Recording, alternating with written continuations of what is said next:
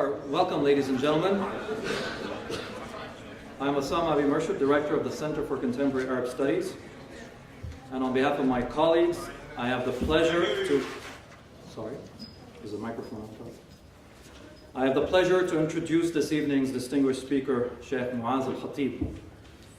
Sheikh al-Khatib is founding president of the Syrian National Coalition, the body of the Syrian opposition that has been recognized by the United States and over 100 countries as the official representative of the Syrian people. Sheikh al-Khatib earned his university degree in applied geophysics, worked as a petrophysicist, and chaired the Islamic Society of Urbanization before embarking on his preaching career. He became imam at the historic Umayyad Mosque in Damascus in 1994 and was eventually banned from preaching by the Assad regime. He subsequently established the Islamic Civilization Society and taught at multiple prestigious institutions for Islamic studies in Syria. During this time, he became an activist for democracy and civil society and a fierce critic of the ruling regime. He has been a central figure in the Syrian revolution from its onset. He joined and helped organize the initial Syrian pro-democracy protest at the Hamidiyya market on March 15, 2011. And in the course of 2012, Sheikh al-Khatib was arrested 3 times for his protest activities before fleeing Syria in June. He was elected president of the SNC in December. As president of the SNC, he continued his efforts to preserve the pluralistic nature of the Syrian revolution, to contain the spread of religious and political extremism, and to protect the country's Christian communities.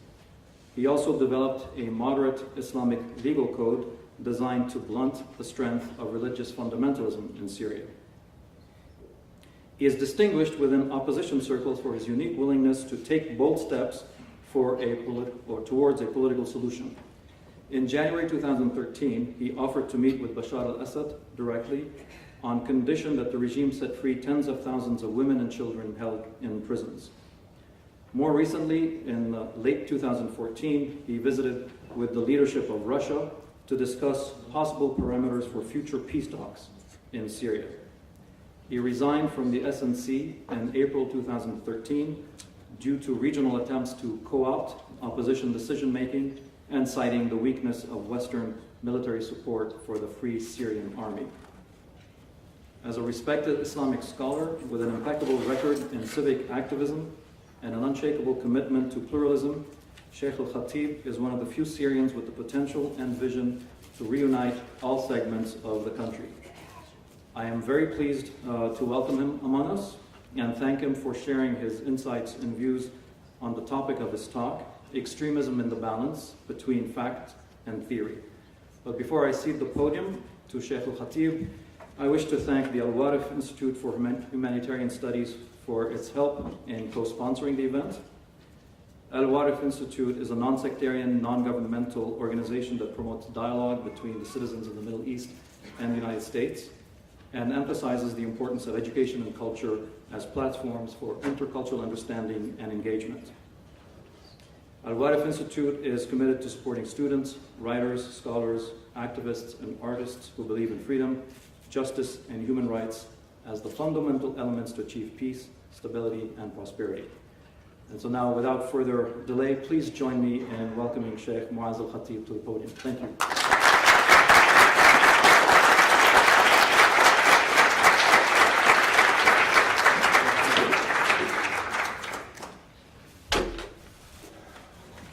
Assalamu alaikum wa rahmatullah. In fact, I'd like to thank everyone who has a reason to be here. First of all, I would say it's a very great chance to be with our brothers and sisters and our friends here to talk about so important matter. Of course, I will apologize from the beginning because my English really is not enough. I will try to talk in a simple way. If there is some mistakes, forgive me. And the subject itself is so important. Thank you very much, Dr. Senator, for this introduction. I'd like to correct something. I shared in the first demonstration in Al-Hariqa at 17th of February, not Al-Hariqa, Suq al-Hamdiya, which came afterwards. No worries, it's just historical information. Now I will say the extremist problem is something very, very dangerous for all the world. All the governments or all the thinkers or the nations, magazines, the media talk about that. Usually we talk about the results and not talk about the introductions which make this results. I can't hear in the back. Just one moment. They can't hear at the back, please. Tariq, there's a mixer under the podium.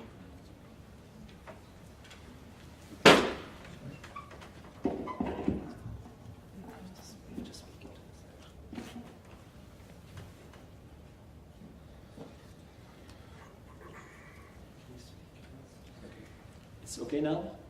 No. No. When you speak in the microphone. At the end? It's clear at the end? It's so clear. I would say, usually, we are so busy with the results and we not concentrate about the introductions and the reasons which make this very dangerous ideas. I would say simply, there is many reasons for these extremes. First, the dictatorial regimes, which most of countries under its effects, and this is the main reason. Why? Because if this extremes that comes from Islam, for example, we were for 1,400 years without these visions in life, but when many countries has created to be dictatorial regimes, caused this hard visions, and we receive now the hard prices. The dictatorial regimes, this is the first reason. Second, the social silence. In fact, most of people, they are in the middle, they are very tolerant, very merciful people, but they not use their duty in the society to guide the right way to preserve the society. For that, these extremes, they succeed to lead all the societies to wrong roads.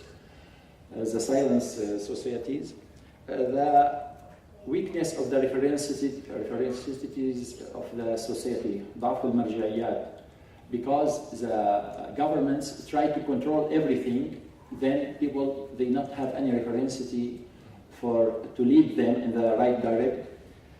The social fingers everywhere, the sectarian conflicts, the media traces, the traces of environment. In our Syrian case, the absence of political vision till now. For that, they have very big space to fill it and occupy it. My aim not to talk about the extremism, to say they are very bad, they do so and did, no, to talk about our duty. And I will concentrate about something I believe it's so important, which I called it the social silence. Most of the time, we not use our rights to talk about the right direction. Every factor, in fact, we can talk openly about it. Sorry to say, the Islam, as other religions, very, very rich. What that cause? That create thousands of opinions. And people, when they come to Islam, without kind of crystallization for their mentality about Islam or any religion, they will lose the road. And those negative people will come to fill the space. Now I will say, to organize this huge power, we must talk about reorder our understanding of Islam. Because between the confusion, we can't have any vision. Simply, in Islam, you know, there is many main references for Muslims. Simply, I will say, one of our references is the opinions of scholars. Let us put these opinions in a box to say it's under the sun. Everything able to give us some advantages, we can talk it. If not, leave it for historical data or information. Now we will come for something more important, the words of the Prophet, peace be upon him. We call it al-hadith. The hadith of Prophet, we can split it to two kinds, generally, of course, there is many details. True or weak. Let us put all the weak hadiths in another box because we can't depend it on huge matters. Now, the true hadith, it has two opinions. First, to be related to historical reasons,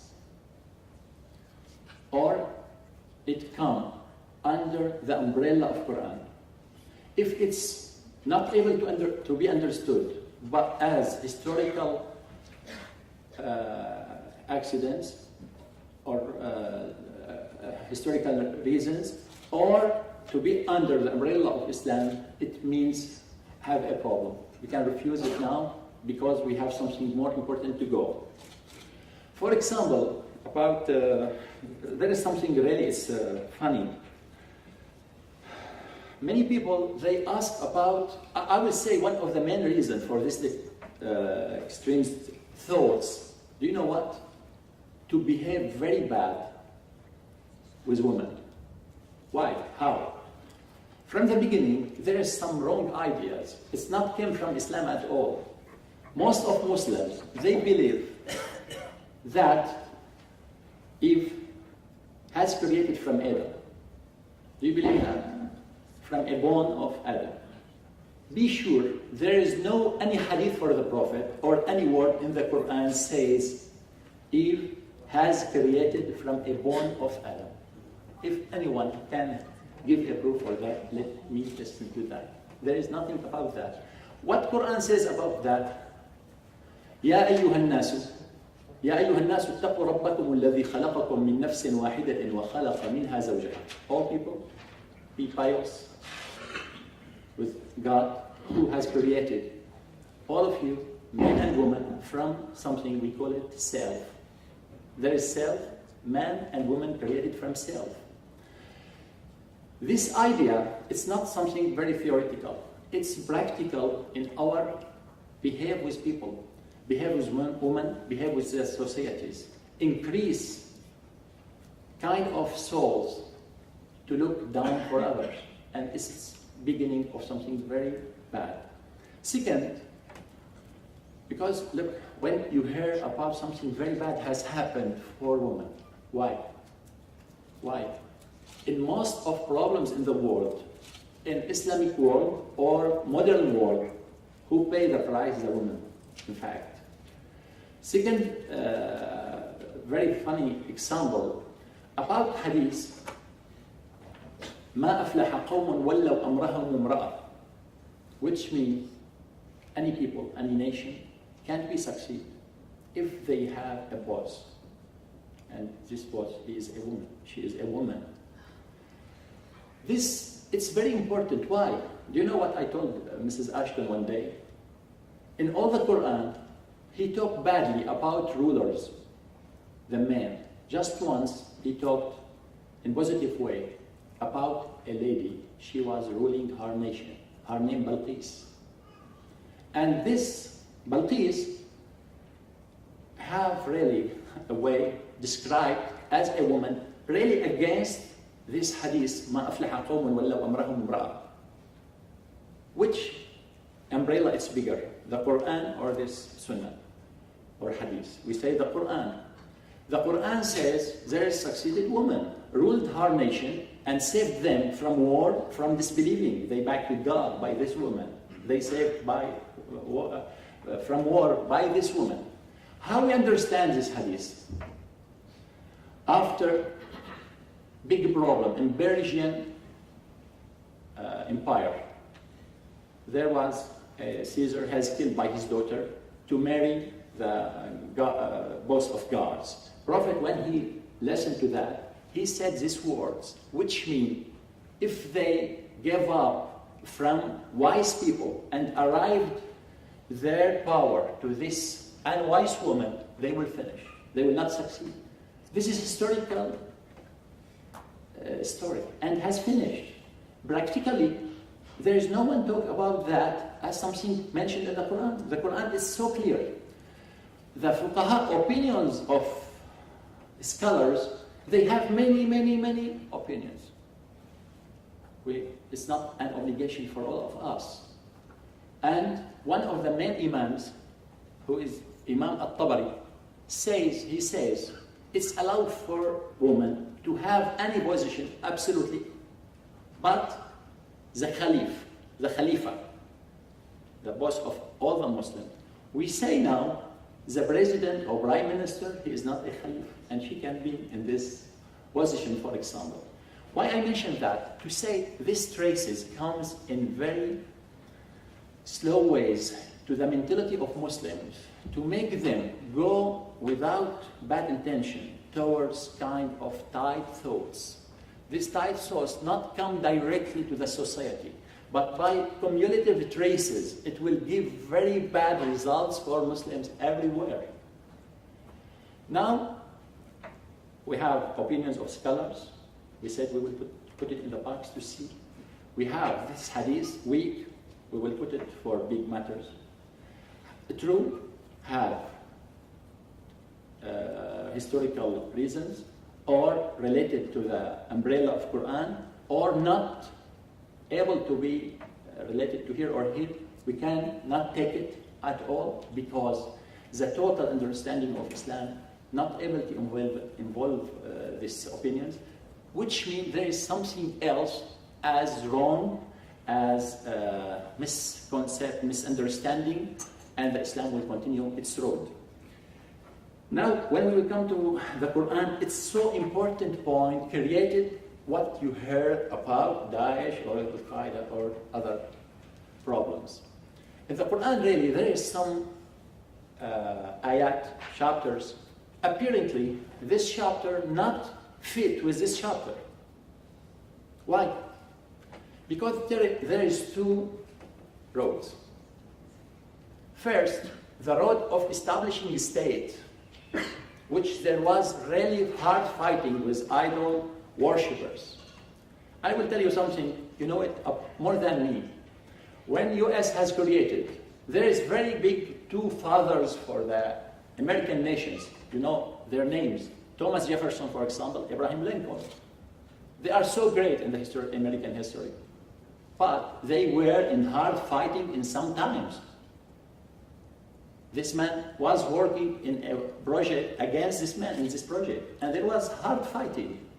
We call that, it's the reason to create the state as government, as regime. There is really in the Quran, many chapters talk about this stage, this margin in the history of Islam. But how we can understand it? Do this ayat, it's the main fact, the main umbrella, or there is something else? I would say no. There is something else related to the main goal for the message itself.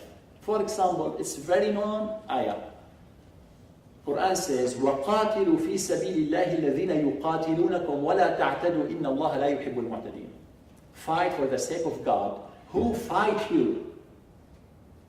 It's not something moody. You fight people anytime you feel aggressive, you feel boring.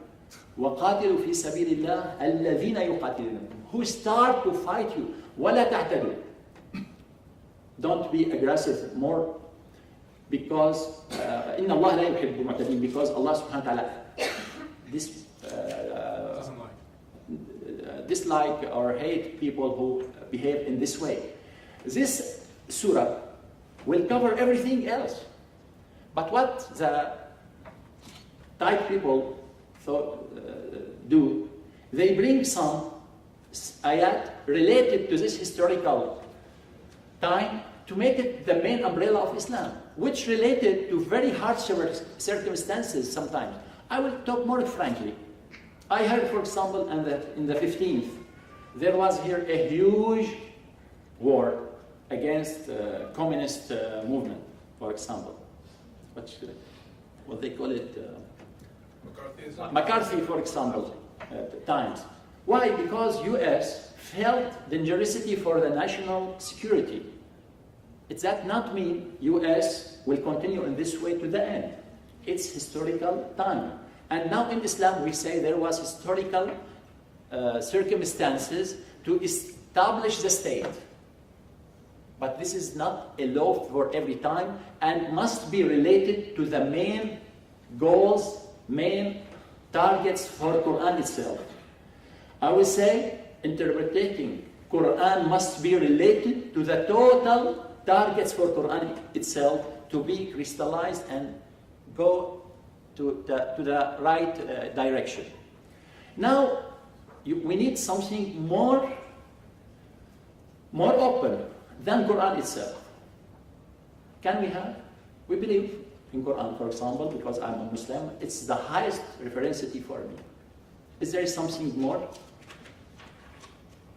I would say yes. Two things. Quran itself gives me a kind of referencity very high, more than Quran itself, inside the Quran. When Allah subhanahu wa ta'ala says about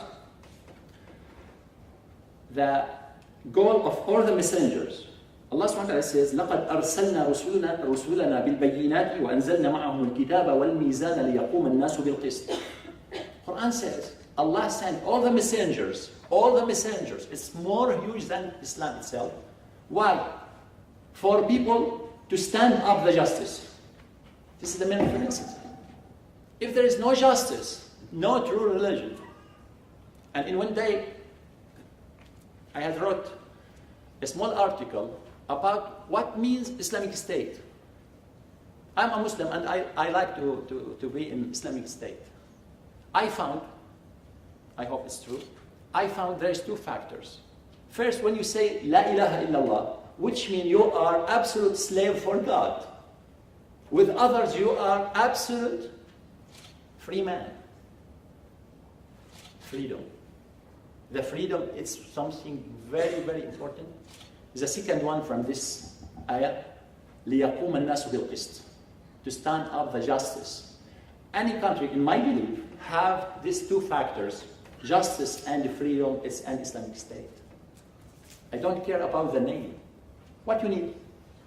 Work. Tell people about your opinions, about your religion. Open their hearts. No one will stop you. There is freedom and there is justice. When you will behave in an aggressive way, what will happen? You will be against a total goal in the Islam. When Allah subhanahu wa ta'ala says, لا إكراه في الدين, no force in religion. قد تبين الرشد من الغي. It's so clear for everyone now. You must have your way. And there is something very wonderful about this surah itself, لا إكراه في الدين. Do you know why it came? When many of Muslims has converted to Islam, there was many of them Christians or Jewish. Their sons and daughters, they remain Christians or Jewish. They tried to push them to be Muslims. And the Quran says, لا إكراه في الدين. Don't push your sons and daughters to be Christians or Jewish, because everything is clear and they must have their own decision, own freedom. And by this understanding, we will reorder our understanding for Islam. And it's so necessary to have such balance in our thoughts. Why? To face these extreme thoughts which occupy everything and depends on our laziness. We are so lazy. We don't do anything. When we pay a very high price, we start to shout and we not feel what we did before. No for the social silence. Till now, the general opinion is something very, very important. And we must take care of that and support people who talk openly and positively about the freedom and justice to save all the societies. Because you see, what these tight groups do for nations, for religions, for the social balance everywhere. We do good or we do bad. Now, there is something more important to understand Islam, to face the extremes. Do you heard about 5 targets for Islam? Can you explain Islam by 10 minutes for everyone? All the Islam, by 10 minutes. I would say in Islam, there is 2 things. 5 targets and 5 rules. 5 targets and 5 rules, you will understand all the Islam. Sometimes many of brothers and sisters, in some critical opinions, they say, what we can do, what is the religion opinion in that? I will tell you, generally of course, not details. First, the 5 rules. This is a water. What is the rule of drinking water? Orange, tea, coffee. It's mubah, allowed. It's allowed. Okay. Do I need a rule? Everything in life, everything absolutely related to one of 5 points, which is forbidden, haram, unlikely, makruh, allowed, mubah, recommended, mandub, obligation, fard. Now, the main, sorry.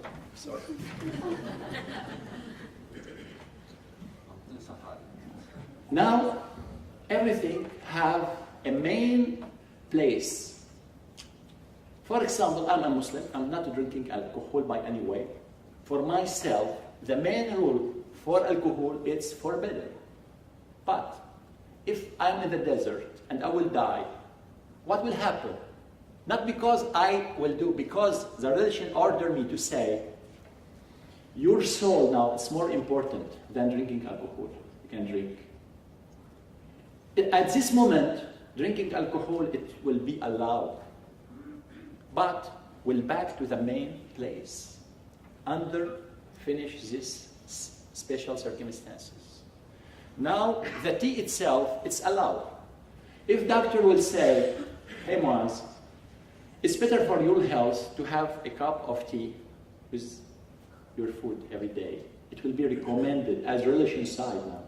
If he says no health without it, it will be obligation. If he will say better for your stomach to not have it, it will be not recommended. If he will say, hey Moaz, you have very rare sensitivity and you will die if you will drink the tea, it will be for myself at this moment more forbidden than alcohol itself. Because I will drink alcohol and I will stay alive, while this tea maybe will kill me. But what is the main rule? It's allowed. If there is nothing more important at any religion than the worship, I pray. It's an obligation. But if I heard a sound, not sound of my mother, sound of my dog, fall down in a well, what I must do at this moment? Religion says it's forbidden for you to pray at this moment, because now the target to save the soul of this dog has created and you must preserve it. Now what is the idea? The rule of prayer itself, its obligation will move between these 5 and back to the main place. Alcohol itself is forbidden, will move and back to its place. The tea, the orange, everything allowed, it will move between these 5. The rules of Islam exactly as the gear of car. When you start, you would put premier, for example. First, second, third, you will go to the autostrad, fourth. Some people, for some reasons, they fix it. Some people fix it in an area. When you switch the car, it's back to behind. This is a situation, really. I simplify the idea, but that's what happened exactly. This is related to what we call it the 5 targets of Islam. If you will understand both, the picture of Islam will be so clear for you. The picture of these 5 goals, it's the religion itself aimed to preserve 5 points. Preserving religion, soul, mind, family, money. Everything between this. If anyone will attack your home, what you will do? You will defend for your home. You will spend your life for your home. In Islam, there was a state, there was a religion. I will be ready to spend my life for that, preserving the religion. Now, my soul itself, if I'm in the desert, what is more important at this moment? To preserve your mental, or you preserve your soul? Preserve your soul. For that, you can drink alcohol. Preserve the family. It comes, for example, Allah for that, He asks people to marry, or He forbidden the bad relations. Comes after that, kinds of details. But when you understand the total picture, you can understand at this moment what is the best. What is the best? There is a very important chapter in the Quran says, لا يكلف الله نفسا إلا وسعها.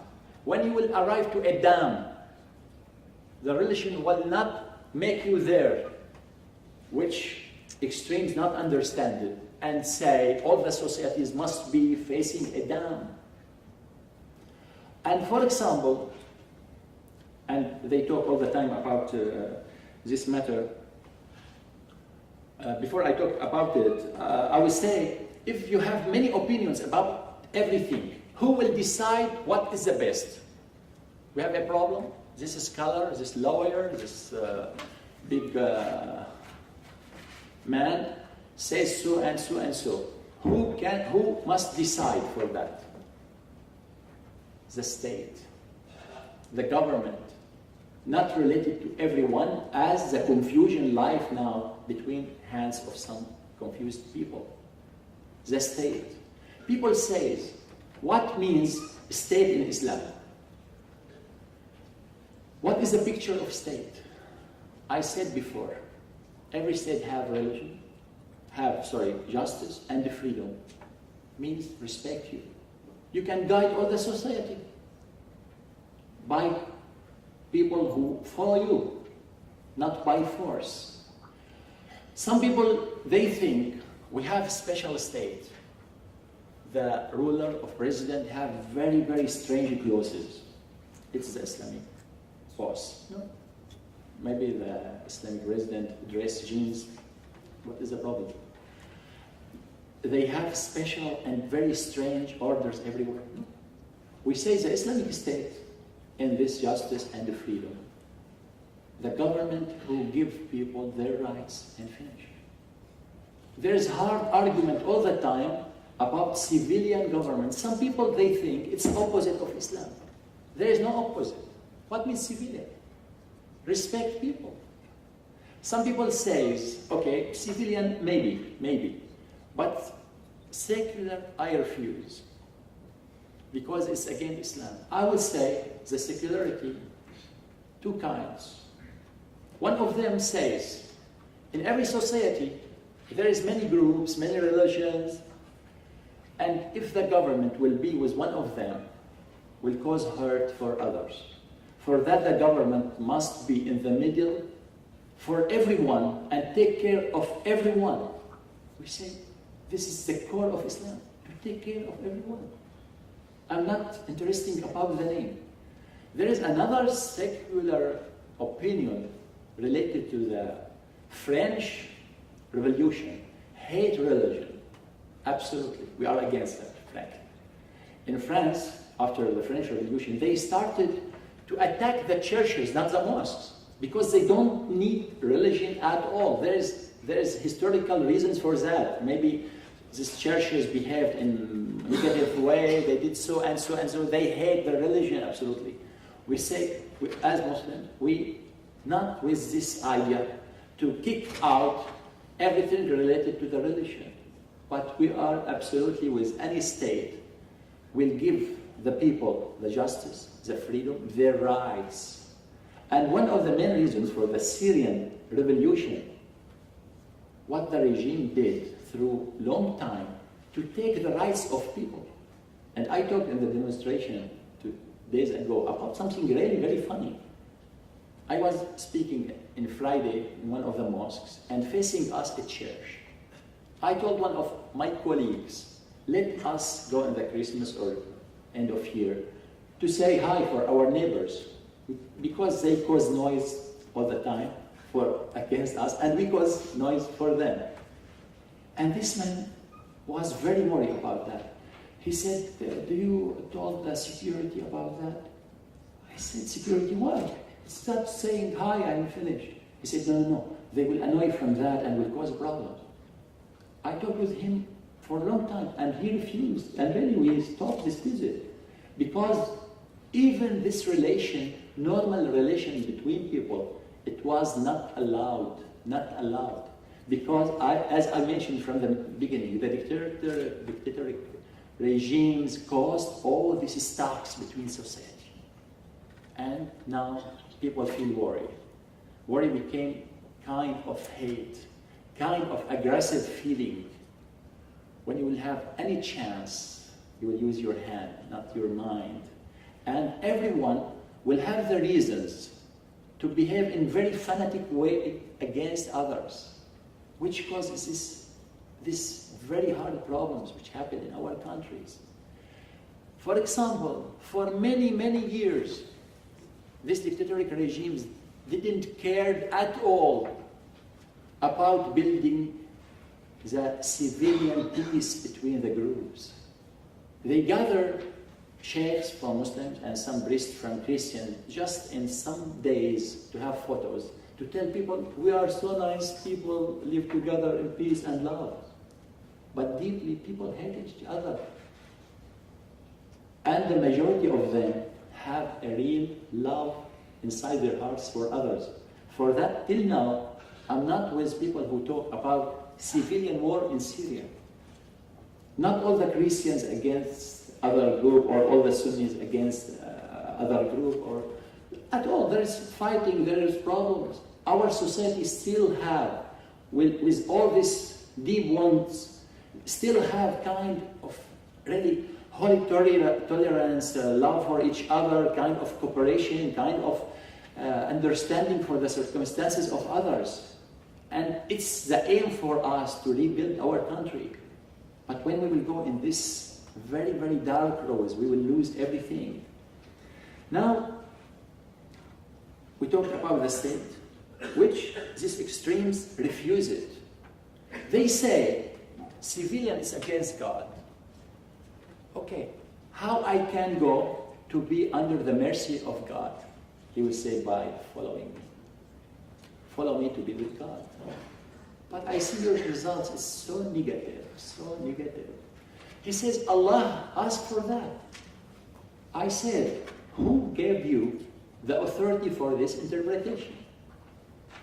For example, you heard, and many, really, even myself personally, I was annoyed and was in very big number. They were stoning women for adultery problems. In Islam, there is many, many, many circumstances, and be sure Quran never talk about that. Many of scholars talk about it. They say it's related to the state. It's not a law from God. It's related to the state. Sometimes, some historical times, there was some historical behavior, wrong or right. And it's not obligation for all the Muslims all the time to do that. Especially, you have many evidences in Islam itself about the behavior. For example, in Islam, if there is a person, he admitted that he did adultery, because there is just two ways in Islam to confirm that. 4 witnesses shows that in a very clear way, or a man to come and say, I did so and so. There is no other way. Until now, never has happened in Islam, any person has proof that he did adultery by 4 witnesses. At all. At all. It's kind of giving the society kind of respect for family, not do so and so and so. It's not kind of behave in terror way against everyone.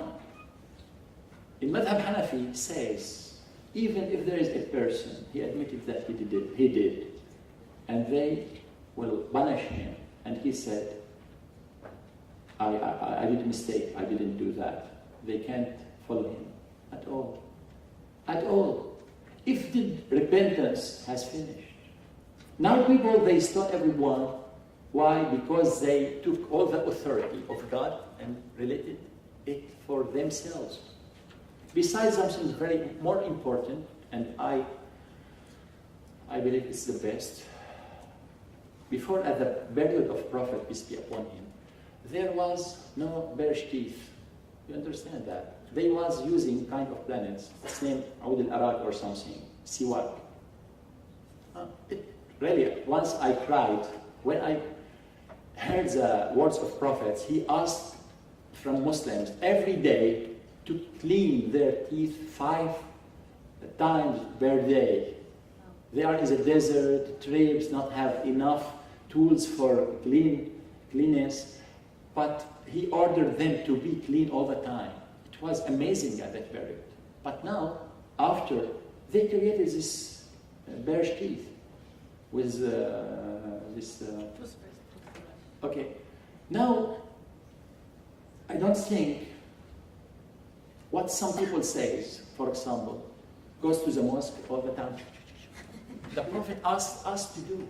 He asked you to clean your teeth, to not hurt others by your smell.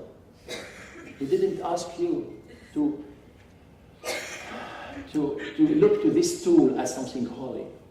Now there is another tool. If you will understand that, I will say, even for this modern life now, if there was historical reasons for something, and now there is a state, Islamic state, which related and built on justice and freedom. If there is many opinions, I would say. One of the scholars said, Allah says we must stone them. One he said, not to stone them, but punish them so hard. This man said so, and so there is 10 or 100 opinions. Who will have the decision? The state. Why? Because the state have the general look and understand for the general advantages.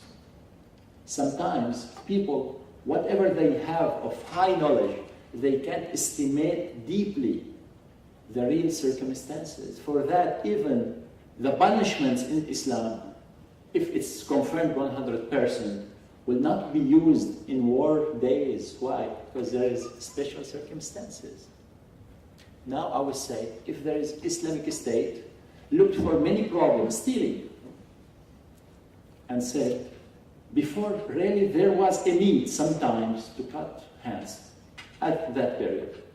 Now we have psychologists, educational experts, many professional people in this critical problems, psychology problems, and everyone, he will start to steal. We will move him to be there under a course for 1 month, 2 months. Understand his story in all his life. What's your problem?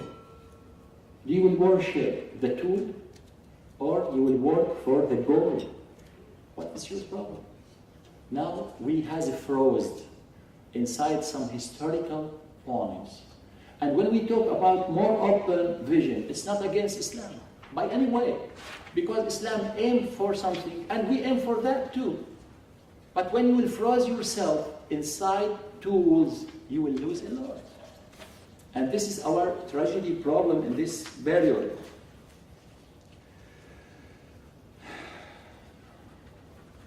Now, I would say, we need really, what I call it, the reconciliation with the world. Reconciliation with the world. Change our understanding. Look, for example, to this picture, positive picture and bad picture. There was Christians in place. Okay. Some Christians in the north of Yemen now, they came to the Prophet ﷺ mosque. He asked them to stay at mosque. And they has prayed there. And no one said anything bad about them. through the history there was a real respect. Some rulers behaved in negative way, but in the conscience of Muslims, they believe in Jesus, believe in Maryam, they respect Christianity so deep. But now, what you see now, some people kill Christians because he is Christian. It's not fair at all. From where do you bring that? Really, I read something unbelievable for a book, it's named Ahkam Ahl al-Dhimma Ibn al-Qayyim. One day I was giving a presentation in Holland, and there was a girl asked me the following. I'm a Christian. I'm a social drinker. It's not better than a real drinker. I said, look sister, you are free to drink or not to drink, but if you ask me as a Muslim, one drop and big bottle, it's same for me as a Muslim. After a couple of months, I was reading of this Ibn al-Qayyim book. There was a really very funny question. If there is a Muslim got married from Christian lady, do he have, as Islamic style, the authority to stop her of drinking alcohol? What do you think? There was amazing reply. He said he can't stop her to drink, but he can stop her to be drunk. I think any wise man in the world will behave same. I mean, it's kind of respect for the humanity.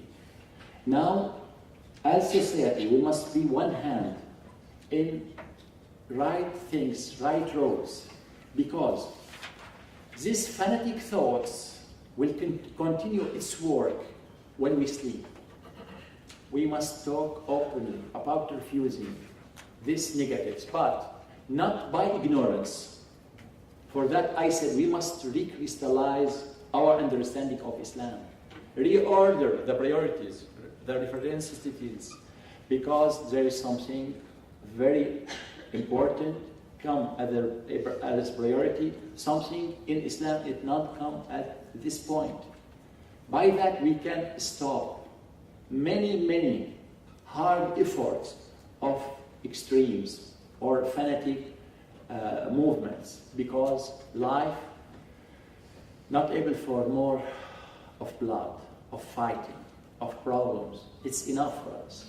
At the same time, I would say it's a big unfair against Islam to stamp him, but in the media, most of the time about he is the core of terrorists, core of fanatic in the world. It's not true absolutely. For example, Crusadist wars in the Middle Ages, they costed this area 3 million of people. Second World, they costed humanity 60 million of people. Occupying Iraq costed people more than 2 million.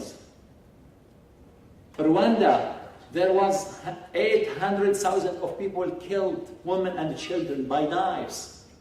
Here and here and here. The Islam is not the core of terrorists.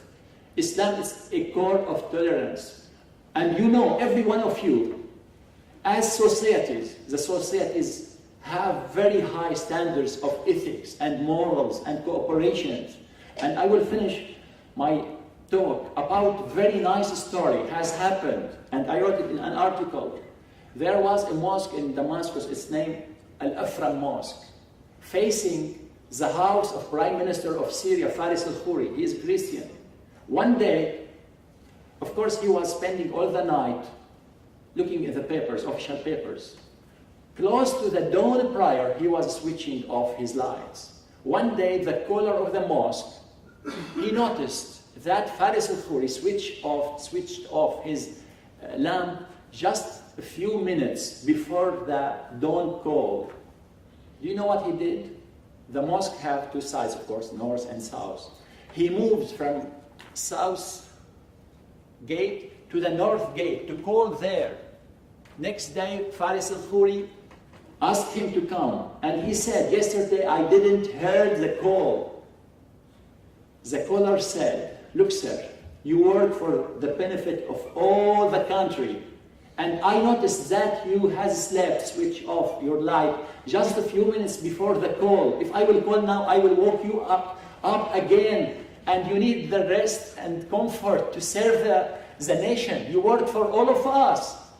Faris al-Khoury said, please don't do next time, because I swear, I not go to the bed before I listen to the name of God, because give me all this activity in life.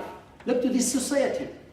We are here and there in Syria and many countries. We have this feeling till now and respect. But when we will keep silence, when we ignore Islam, when we behave in lazy way, we will cause hurt everywhere.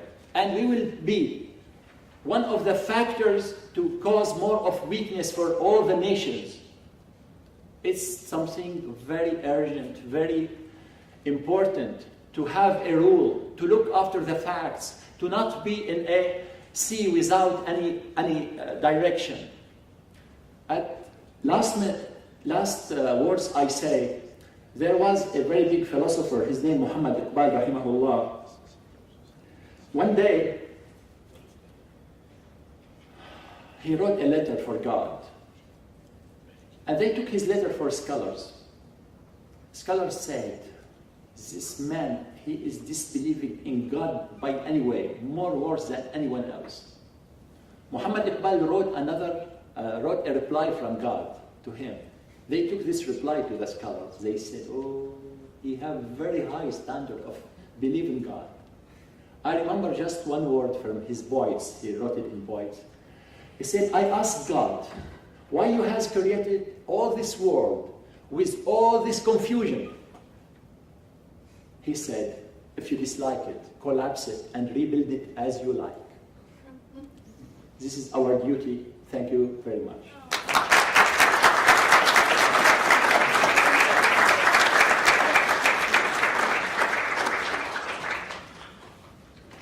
Of course, if there is some questions, we We will turn to questions right now.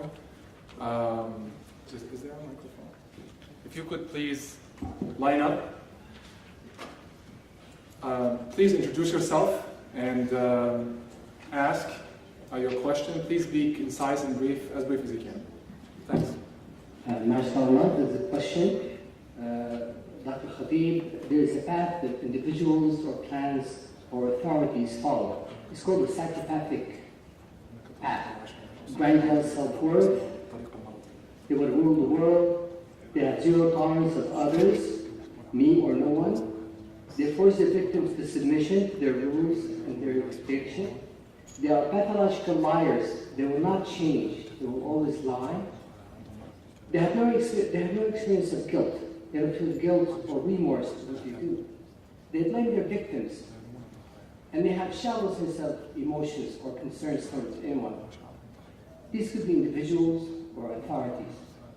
Does this sound familiar? And how come the same regime was not presented in this format? Because this is what their activities have been.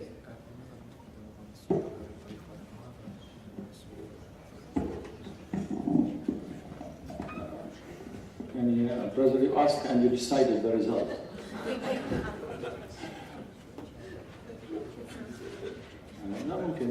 In fact, what you said, it's true. The regime, Syrian regime itself, he caused majority of problems, and he tried till now to use it.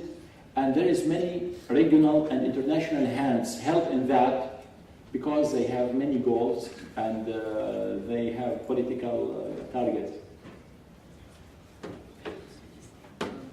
If this is the case, this is a nuisance to the world. It's not the Syrian problem. It's the problem of the world. Why isn't it presented in this format? This is not a problem for Syrians. It's a problem for the entire world. I think it's a technical point. My target is to talk about our understanding for Islam, which can be facing this fanatic thoughts by social activities. And my target was political deeply. I think it's just a technical point. And I will say now, what you said, it's true. Thanks. And if I may just add quickly, Mr. Khatib will be speaking at the Middle East Institute on Thursday. And the talk at the Middle East Institute will be political in nature. Today's talk was more academic in nature, and he wanted to address Islam and the root causes of extremism, deconstructing our understanding of Islam, and so forth. If you're interested in his take on political issues, Syria, the Assad regime, and things like that, I would highly encourage you to register for the talk at the Middle East Institute Thursday, 12:30. Assalamu alaikum. Thank you very much, Sheikh. My name is Aydar Bishmaf from Halab. After Jazakallah Khair, my question is, aside from the political take on the question, the thought process that you presented yesterday at the rally was that Syria is first. Syria is the general umbrella and target for everybody to come together. And with that being said, people should tolerate each other on the road forward as the revolution continues so that we can heal. The question is around healing. How do we heal as Syrians after all this bloodshed? Because there's a loud voice saying that justice is first. We need justice before healing, or we need justice so we can heal. You mentioned, Sheikhna, that justice may, or you didn't mention that point, but justice may lead to a lot more blood down the road, since many atrocities have happened and crimes have been taking place. So where does the balance occur here?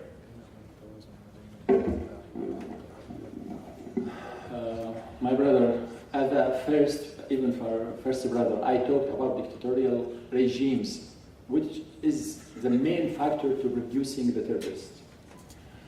But I'm not going in details. Now, brother, really what happened in Syria is very, very bad. And you need justice to make people who has hurt to feel some comfort. You can't have absolute justice for everyone. But any coming operation must notice that openly, because, sorry to say, they try for some regimes to help the Syrian regime to stay and say, let us, finish it. It can't finish at all. But we need, with some technical and governmental, international governmental decisions, to have a margin of personal tolerance and personal forgiveness to allow for this huge operation, national operation, to be succeed. Because if we will ask for every point, it will be so difficult. There is a big project, and there is details, and I believe majority of Syrians, they have a wide margin to have forgiveness. But there is something, for example, for myself, I said everyone I met, I can't forgive for anyone who has tortured a woman or children at all. They killed my cousin. I will say his blood for the sake of home or sake of national advantages. But I can't imagine people torture women or children to give them forgiveness. I think it's technical points and need very high level of experts to crystallize a deep regime about this operation.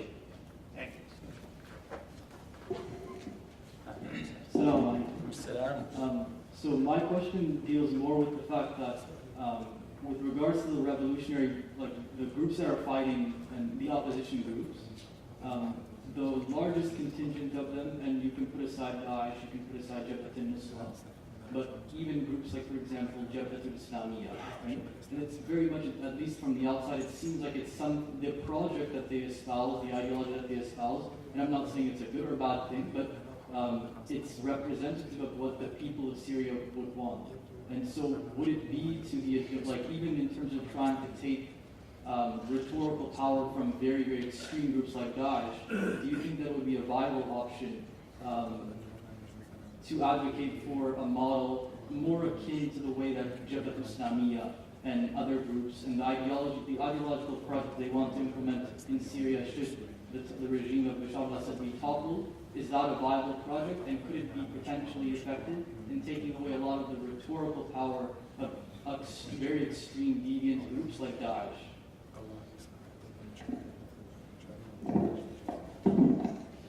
you very much, brother. In fact, Jabhat al-Islami, one of the best movements now, they were having more maybe closed thoughts before, but through last year they developed their thoughts and they signed for Mithaq Sharaf al-Thawri, the documents of honored, okay. And they, all of them, they were looking for a civilian country with freedom and justice and open hands for everyone. Till now, they are one of the best cards in the military games. But I would say, besides that, there is a huge social powers with some political movements. With working together, they will produce something good for all the country.